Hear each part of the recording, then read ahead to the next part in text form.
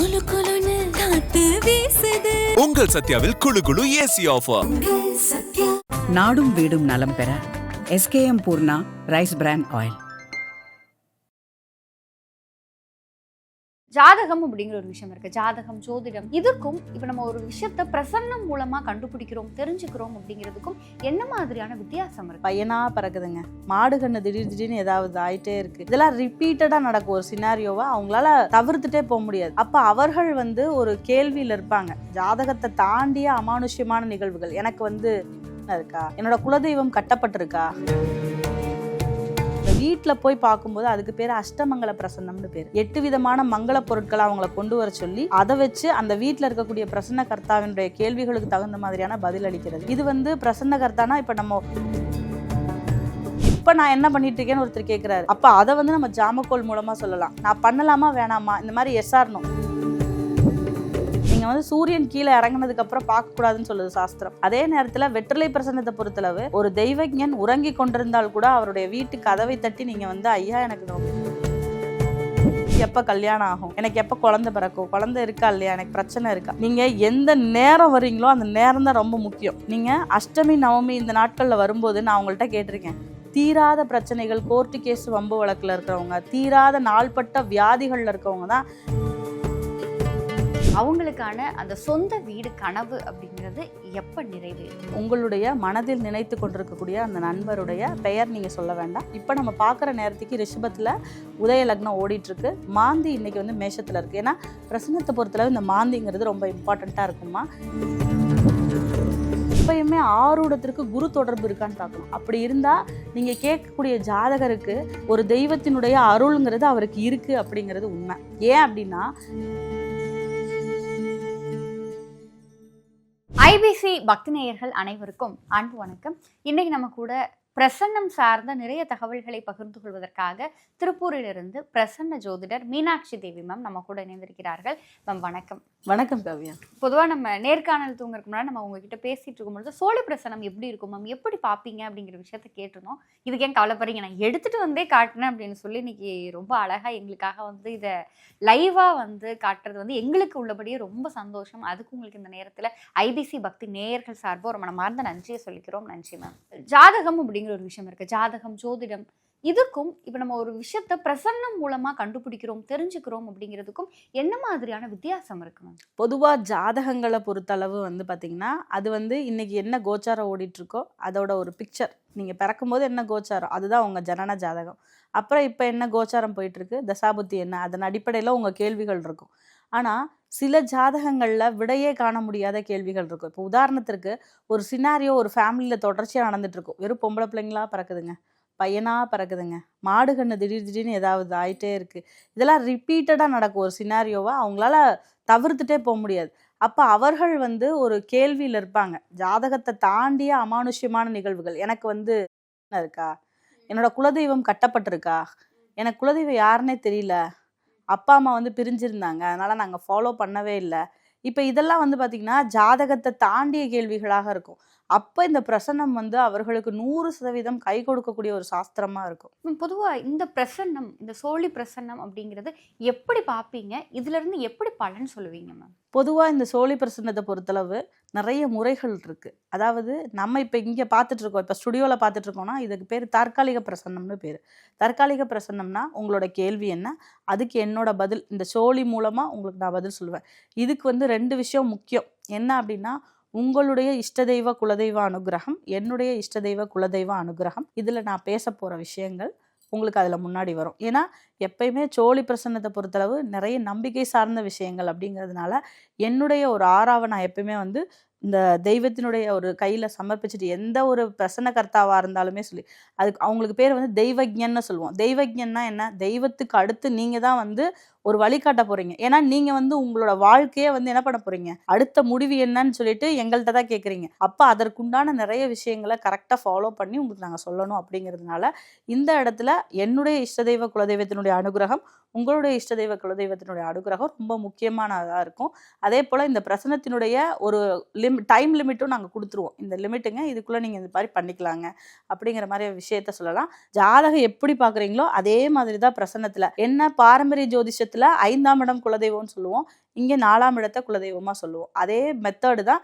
அதற்குண்டான விஷயங்களை இங்கே எலாபரேட் பண்ணி தெளிவாக உங்களுக்கு சொல்லிடுவோம். மேம் இப்போ இந்த சோழி பிரசன்னம் அப்படிங்கும் பொழுது இப்போ ஜாதகம் அப்படிங்கும் பொழுது அதில் ராசி நட்சத்திரம் கோச்சார பலன்கள் இதெல்லாம் வச்சு பலன் சொல்கிறாங்க. அப்போ இந்த சோழி பிரசன்னத்தில் நீங்கள் எதையெல்லாம் அடிப்படையாக வச்சு உங்களுக்கு எதிரில் உட்கார்ந்து கேள்வி கேட்குறவங்களுக்கான பலன்களை சொல்லுவீங்க? இப்போ சோழி பிரசன்னத்தை பொறுத்தளவு நான் சொன்ன மாதிரி இப்போ நம்ம பார்த்துட்டு இருக்கிறது தற்காலிக பிரசன்னம்.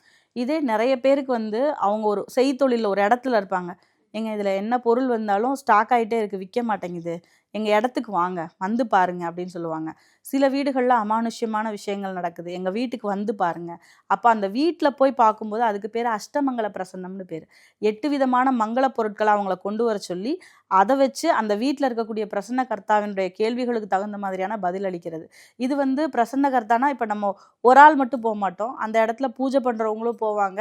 நீங்கள் வந்து கேரளாலலாம் வந்து பார்த்தீங்கன்னா ஒரு குரூப்பாக போவாங்க. ஏன்னா இதில் வந்து ஒரு ஆள் சம்மந்தப்பட மாட்டாங்க, அந்த கணிதங்கள் போடுவதற்கு நிறைய கணக்கீடுகள் இருக்குது இதில். அப்போ அஷ்டமங்கல பிரசன்னம்ங்கிறது ஒரு பெரிய ப்ராசஸ். அந்த ப்ராசஸ் பண்ணுறது அவங்க வீட்டுக்கே போய் பண்ணுறதுனால அதில் இன்னும் கொஞ்சம் அதிகமான ப்ராசஸ் தேவைப்படும். அதே போல் இம்மீடியட்டாக எஸ்ஆர்னோ டைப்புக்கெல்லாம் வந்து நிறைய இது இருக்குது. அதை வந்து நம்ம சினேந்திர மாலைன்னு சொல்லி பழமையான ஒரு நூல் இருக்குது, அது வந்து ஜாமக்கோல் பிரசன்னம் அப்படின்னு சொல்லி இப்போ நம்ம சொல்லிட்டு இருக்கோம். இப்போ நான் என்ன பண்ணிட்டு இருக்கேன்னு ஒருத்தர் கேட்குறாரு, அப்போ அதை வந்து நம்ம ஜாமக்கோல் மூலமாக சொல்லலாம். நான் பண்ணலாமா வேணாமா, இந்த மாதிரி எஸ்ஆர்னோ, கரண்ட் எப்போ வரும், இதெல்லாம் வந்து ரொம்ப ஒரு ஷார்ட் அண்ட் ஸ்வீட்டாக சொல்லக்கூடிய விஷயங்கள். எஸ்ஆர்னோ டைப் கொஷின்ஸ்க்கு ஜாமக்கோல் ரொம்ப உதவிகரமாக இருக்கும். நான் இந்த வேலையை செய்யலாமா கூடாதா, இந்த மாதிரியான கேள்விகள் வந்து ஜாமக்கோல் வாயிலாக பார்க்கலாம். அதே மாதிரி வெத்தலை பிரசன்னம், இதுக்கு டைம் லிமிட் இல்லைன்றாங்க. இப்போ சோழி பிரசன்னம் கூட நீங்கள் வந்து சூரியன் கீழே இறங்கினதுக்கப்புறம் பார்க்கக்கூடாதுன்னு சொல்லுது சாஸ்திரம். அதே நேரத்தில் வெற்றிலை பிரசன்னத்தை பொறுத்தளவு ஒரு தெய்வஞன் உறங்கி கொண்டிருந்தால் கூட அவருடைய வீட்டு கதவை தட்டி நீங்கள் வந்து ஐயா எனக்கு ரொம்ப தொந்தரவாக இருக்குங்க, எனக்கு பார்த்து சொல்லுங்கன்னு கேட்கலாம். அதுக்காக நம்ம அந்த மாதிரி பண்ணக்கூடாது. இது வந்து ரொம்ப, ஏன்னா நிறைய பேரோட ப்ரைவசி இதாகும். ஆனால் ஒரு எந்த நேரத்திலும் நீங்கள் வந்து டைம் லிமிட் பார்க்கலாம் அப்படின்னா அது வந்து வெற்றிலை பிரசன்னம் ரொம்ப ரொம்ப ஹெல்ப்ஃபுல்லாக இருக்கும். உங்கள் ஜாதகம் எப்படி இருக்கோ அதே மாதிரி தான் வெற்றிலையை வச்சு பார்க்கக்கூடிய பிரசன்னம் இருக்கும். இந்த மாதிரி நிறைய பிரசன்ன வகைகள் இருக்கு. ஒரு சிலர்கிட்ட ஜாதகம் இருக்கும், ஒரு சிலர்கிட்ட ஜாதகமே இருக்காது. அப்படி இருக்கிற பட்சத்தில் இந்த சோழி பிரசன்னம் மூலமா நம்ம எல்லா விதமான விஷயங்களுக்கும் தீர்வு சொல்ல முடியுமா, இல்லை இதுலயும் ஏதாவது வரைமுறைகள் இருக்கா? எந்த வரைமுறையுமே இல்லை. நீங்கள் ஜாதகத்தில் உங்களுக்கு என்னென்ன கேள்விகள் இருக்கோ, ஜாதகமே இல்லாதவர்கள், இப்போ ஒரு 2 பொண்ணு மாப்பிள்ளை ஜாதகம் வருது, அந்த ஜாதகம் வந்து அவங்க 2 பேத்துக்குமே இல்லை. சில பேர் பேர் பொருத்தம்லாம் பார்ப்பாங்க. அப்படி இல்லாமல் இந்த பொண்ணுக்கு இந்த மாப்பிள்ளை பொருத்தமாகுதா அப்படின்னு கேட்பாங்க இல்லையா, அதை பிரசன்னத்தில் பார்க்கலாம். 2 பேர் ஜாதகமே தேவையில்லை, இந்த பிரசன்னத்திலே நிறைய விடைகள் வந்து அவங்களுக்கு கிடச்சிரும். அதே மாதிரி எப்போ கல்யாணம் ஆகும், எனக்கு எப்போ குழந்தை பிறக்கும், குழந்தை இருக்கா இல்லையா, எனக்கு பிரச்சனை இருக்கா, நீங்கள் எந்த நேரம் வரீங்களோ அந்த நேரம் தான் ரொம்ப முக்கியம். நீங்கள் அஷ்டமி நவமி இந்த நாட்களில் வரும்போது நான் அவங்கள்ட்ட கேட்டிருக்கேன், தீராத பிரச்சனைகள், கோர்ட்டு கேஸ் வம்பு வழக்கில் இருக்கிறவங்க, தீராத நாள்பட்ட வியாதிகளில் இருக்கவங்க தான் இந்த அஷ்டமி தீதி பார்த்து வருவாங்க. மற்ற நாள் நல்ல நாளே அவங்களுக்கு கிடைக்காது. ஏன்னு சொன்னால் அந்த நேரம் அவங்கள அப்படி தான் ட்ரைவ் பண்ணிட்டு போகும். அதனால் நீங்கள் வரக்கூடிய திதியும் வரக்கூடிய நாள் வரக்கூடிய நட்சத்திரம் அன்றது ரொம்ப ரொம்ப முக்கியம் இந்த பிரசன்ன சாஸ்திரத்துக்கு. அதை வச்சே வந்து பலன் எடுத்துகிட்டு போயிடுவோம். இப்போ ரிக்தா திதிகள்னு சொல்லுவோம். ரிக்தா திதிகள்னா விளக்கப்பட வேண்டியவைன்னு அர்த்தம். இந்த விளக்கப்பட வேண்டிய திதிகளில் எது இருக்குது அப்படின்னு பார்த்தீங்கன்னா சதுர்த்தி, நவமி, சதுர்த்தசி, இது போக அஷ்டமியை ஆட் பண்ணிக்கணும். இந்த 4 திதிகளுமே வந்து உங்களுக்கு வந்து பெரிய சுபகாரியங்களுக்கு கொடுக்கப்படுறது இல்லை. அதனால இந்த மாதிரி திதிகளில் வரும்போதே நாங்கள் ஆடடாக முன்னாடியே அவங்களுக்கு சொல்லிடுவோம் பலன்களை. பொதுவாக இப்போ பிரசன்னம் பார்க்கறதுக்காக ஒருத்தங்க வராங்க அப்படின்னு சொல்லிதுன்னா அவங்க ஏதாவது வாங்கிட்டு வரணுமா மேம்? பிரசன்னம்னு இல்லை, அந்த காலத்தில் ஜோதிடரை பார்க்க வரும்போது தாம்பூலம் வாங்கிட்டு வரதும். ஏன்னா ஜோதிடரை வெறுங்கையோடு பார்க்கக்கூடாது, வெத்தலை, பாக்கு, பூ, பழம் இதெல்லாம் வச்சு அவருக்கு உண்டான சம்பாவனையை வச்சு கொடுக்கணும் அப்படிங்கிறது அந்த காலத்து சாஸ்திரம். இன்றைக்கி வந்து ஜோதிடர் நமக்கு ஃப்ரெண்டு மாதிரி வீட்டுக்கு பக்கத்துலேயே இருக்காங்க, வீட்டிலேயே நிறைய ஜோதிடர்கள் இருக்காங்கங்கிறதுனால நமக்கு அவங்களுடைய மதிப்புகள் வந்து அந்த அளவுக்கு அப்படியே. அது இன்னொரு பாயிண்டில் போனாலுமே நிறைய பேர் இப்போ தான் படித்து ப்ராக்டிஸ் பண்ணிகிட்டு இருக்காங்க. அதனால் அவங்க ப்ராக்டிஸ் பண்ணுற விஷயத்தை வச்சு ஜோதிடம்னா இவ்வளவு தான் அப்படிங்கிற ஒரு இதுவும் வந்து மக்கள் மனசில் வந்துருச்சு. அதனால மக்களுக்கு வந்து அந்த பழைய காலத்தினுடைய தெளிவு இல்லை. உண்மையாக சொல்லணும்னா நீங்கள் உங்களுடைய ஒரு குருவாக எப்படி நீங்கள் ஒரு ஜோதிடரை பார்க்குறீங்களோ அந்த குருவுக்கு என்னென்ன நீங்கள் பண்ணணுமோ அதே மாதிரி தான் ஜோதிடருக்கு ஒரு வெத்தலை பாக்கு, பூ, பழம் இதெல்லாம் வச்சு கொண்டு போகணும். முக்கியமாக வெள்ளை நிற பூக்கள் அப்படிங்கிறது பிரசன்னத்துக்கு ரொம்ப தகுதியான ஒரு மலராக இருக்கும். மற்ற மலர்களை எடுத்துகிட்டு போகும்போது அந்த இடத்துல வந்து அதுவும் பலன்களில் மாற்றத்தை கொடுக்குங்கிறதுனால வெள்ளை நிற மலர்கள் வந்து ப்ரிஃபர் பண்ணுவாங்க. ஒரு சிலருக்கான கேள்விகளை வந்து நான் மனசில் நினச்சிருக்கேன். அவங்களுக்காக அந்த கேள்வியை இன்னைக்கு உங்ககிட்ட கேட்டு பிரசன்னத்தின் மூலம் அதற்கான விடை அவங்களுக்கான வழியும் கிடைக்கும் அப்படிங்கிற ஒரு நம்பிக்கை எங்களுக்கு இருக்குது. பிரசன்னம் பார்க்க ஆரம்பிச்சிடலாமா? தாராளமாக மேம். முதலாவதா நான் வந்து ஒருத்தங்களை மனசில் நினச்சிருக்கேன். அவங்களுக்கு ரொம்ப நாளாக ஒரு வீடு கட்டணும், ஒரு வீடு வாங்கணும் அப்படிங்கிறது ஒரு ஆசை. அவங்களுக்கான அந்த சொந்த வீடு கனவு அப்படிங்கிறது எப்போ நிறைவேறும்? ஒரு அருமையான கேள்வி கேட்டிருக்கீங்க. உங்களுடைய மனதில் நினைத்து கொண்டிருக்கக்கூடிய அந்த நண்பருடைய பெயர் நீங்கள் சொல்ல வேண்டாம். அவங்கள நீங்கள் மனசில் நினச்சிருக்கீங்க. அவங்களோட நட்சத்திரம் என்னம்மா? பூச நட்சத்திரம். சரி, உங்களுடைய அந்த நண்பர் வந்து பூச நட்சத்திரத்தில் பிறந்திருக்காரு. அவருக்குண்டான வீடு வாங்கக்கூடிய யோகம் அப்படிங்கிறது எப்படி இருக்குது அப்படிங்கிறத பார்க்கலாம். இப்போ அதுக்கு முன்னாடி நம்ம பிரசன்ன பலகையில் இன்னைக்குள்ளான கிரக நிலைகளை நம்ம எடுத்துருக்கிறோம். இன்னைக்கு தேதிக்கு என்ன கிரக நிலைகள் இருக்கோ அது இருக்குது. இப்போ நமக்கு ஓடிட்டு இருக்கக்கூடிய ஆரூட லக்னம், அதாவது நம்ம வந்து எல்லா ஜாதகம் காலில் பிறக்கும் போதே வந்து அந்த சூரியன் எந்த இடத்துல இருக்கோ அங்கே தான் லக்னம் விழுகும். இப்போ நம்ம பார்க்குற நேரத்துக்கு ரிஷபத்தில் உதய லக்னம் ஓடிட்டுருக்கு. மாந்தி இன்னைக்கு வந்து மேஷத்தில் இருக்குது. ஏன்னா பிரசன்னத்தை பொறுத்தளவு இந்த மாந்திங்கிறது ரொம்ப இம்பார்ட்டண்ட்டாக இருக்குமா. நம்ம இங்கே வச்சிருக்க சோழி வந்து இப்போ நமக்கு பதில் சொல்லக்கூடிய ஆரூட சோழி இதுதான். நீங்கள் கேட்டிருக்க கேள்விக்கு ஆரூட சோழி. இப்போ ஏன் முன்னாடி ஒரு கிளையண்ட் இருந்தாங்க அப்படின்னா நான் என்ன சொல்லுவேன்னா அவங்கள இந்த சோழியை வந்து தொட்டு ப்ராசஸ் பண்ண சொல்லுவேன். ஸோ நான் இப்போ வந்து ஒரு கிளையண்ட் இருக்காங்கன்னா அவங்களுக்கு நம்ம ஆன்லைன்லேயே நிறைய பேத்துக்கு பார்க்குறோம். எப்படின்னா அவங்கள நம்ம வந்து லைவில் வச்சுக்கிட்டு நம்ம வந்து சோழி நானே ப்ராசஸ் பண்ணி நானே பிரித்து அவங்களுக்கு உண்டான பலன்களை சொல்லுவேன். ஸோ அந்த மெத்தட் படி இப்போ நம்ம போய்க்கலாம். அவர்களுக்கு உண்டான வீடு யோகம். ஆதித்யாம் அம்பிகாம் விஷ்ணும் கணநாதம் மகேஸ்வரம் பஞ்சதெய்வான் ஸ்மரே நித்யம் சர்வ பீஷ்டார்த்த சித்தையே. உருவாய் அருவாய் உளதாய் இலதாய் மறுவாய் மலராய் மணியாய் ஒளியாய் கருவாய் உயிராய் கத்தியாய் விதியாய் குருவாய் வருவாய் அருள்வாய் குகனே. சக்தியே பராபரியே சாம்பவியே முக்தியே அம்மா வேதாந்த பிரையே முக்குடமே முச்சுடரே மாயாவேணி மூரம் அரணாய்ந்த வேணிகே ஷியாமலமே பொன்னே மின்னே சித்திரையின் ஜோதிடத்தின் சின்மயத்தின் கணேசனுடைய பாதம் காப்பே. ஓம் சுப நவக்கிரக மண்டலி, ஓம் சுப நவக்கிரக மண்டலி, ஓம் சுப நவக்கிரக மண்டலி.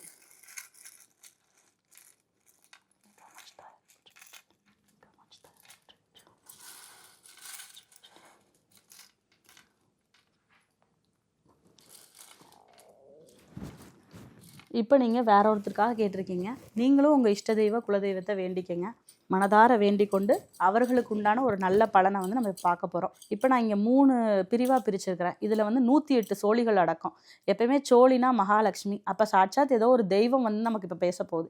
என்னுடைய குலதெய்வத்தை நான் அழைச்சிட்டேன், நீங்களும் வந்து இப்போ வணங்கிட்டீங்க. இப்போ அவர்களுக்கு உண்டான பலனை சொல்கிறதுக்கு முன்னாடி இந்த 3ல் எதை செலக்ட் பண்ணலான்னு சொல்லுங்கள். நடுவில் இருக்கிறது நீங்கள் நடுவில் இருக்கிறதுன்னு சொன்னீங்க. எப்பயுமே இது வந்து 1ஆம் எண், இது 2, இது 3. 2னா சந்திரன். பொதுவாகவே காலபுருஷனுடைய 4ஆம் வீடு என்னது? சந்திரனுடைய வீடு. அப்போ ஆட்டோமேட்டிக்காக அந்த வீடு சம்மந்தப்பட்டது அப்படிங்கிறது இங்கே வந்து பிரசன்னத்தில் வந்துடுது. இதுதான் பிரசன்னம். எப்பயுமே வந்து நம்ம அந்த ஸ்டார்ட் பண்ணும்போதே அந்த வேலைகளை வந்து அந்த பலகை வந்து நம்ம கொடுக்க ஆரம்பிக்கும். ஏன்னா அந்த அளவுக்கு நம்மளும் இந்த பலகையை தெய்வமாக நினச்சி என்னுடைய இஷ்ட தெய்வ குலதெய்வனுடைய அருளும் இந்த இடத்துல வந்து உட்கார்ந்ததான் பலன் சொல்ல முடியும்.